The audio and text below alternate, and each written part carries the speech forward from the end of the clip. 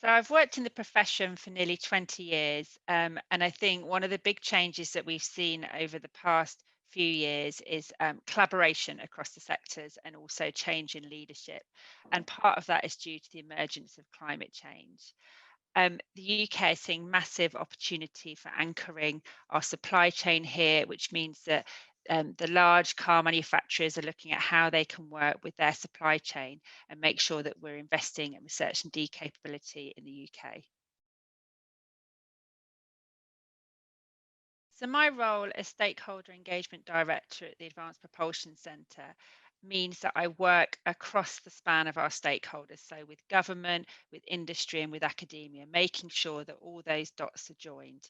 And that is purely to make sure that we secure a net zero supply chain of innovation across all our automotive subsystems. We work with government and industry to provide them with insight into the direction of travel for future demand of vehicles and also the different types of technology, so battery development, to make sure that they are strengthening their supply chain. We also work internationally with the Department for International Trade to look at where the UK can be competitive and also where we can attract foreign investment within the UK to set up research and development facilities and therefore strengthen the supply chain and grow UK manufacturing within the country. It's really hard to pick one specific project out of the 170 because we've been involved in so many different types of challenges. So I might pick a few different examples, if that's all right. So one of the key things we hear with the adoption of electric vehicles is range anxiety from the consumer.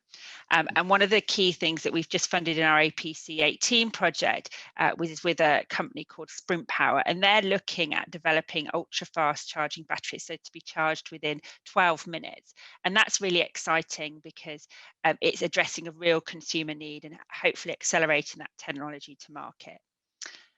Um, Another example that I might give is the relationships that we build with organisations. So one prime example of that is with Ford.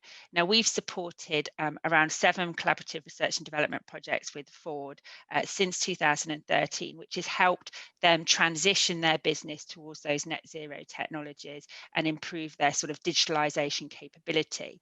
But also what that's meant is that through the Automotive Transformation Fund, they've invested in their Halewood plant, which is going to be responsible for delivering 250,000 electric drive units each year by 2024. So really anchoring and sustaining growth of the UK automotive industry. One other thing that I would like to touch on the APC does is that we provide the Automotive Council roadmaps. And so this is providing insight at those early stage research and development, but looking out to 2040 at where the transition of the technology and the vehicles is going to go. And I think that is going to make a big impact. And by doing that, we also look at what the opportunities are in terms of growth of things like power electronics, batteries, and electric machines. So really, I can't just pick one example, I have to pick a few.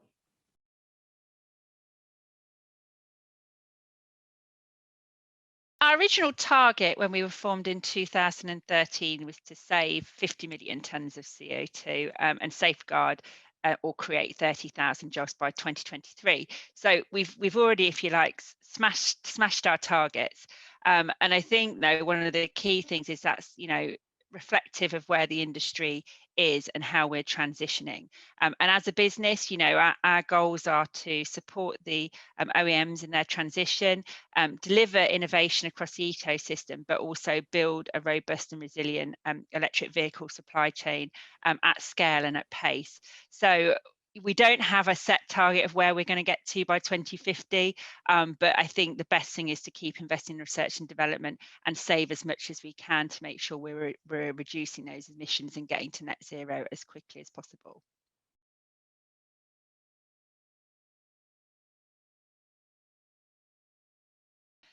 So I think my top pointer for this session is going to be that, the UK and the global automotive industry is at a pivotal point. The UK government has set some ambitious targets for us to achieve, but it's providing us with a once in a generation opportunity to ensure we've got the right support so the sector can prosper.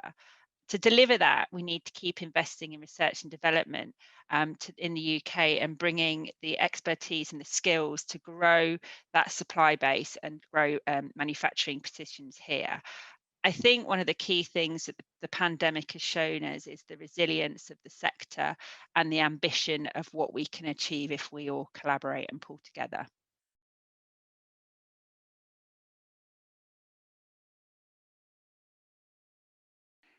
The thing that I'm looking forward to most this year at the show is seeing people and networking again.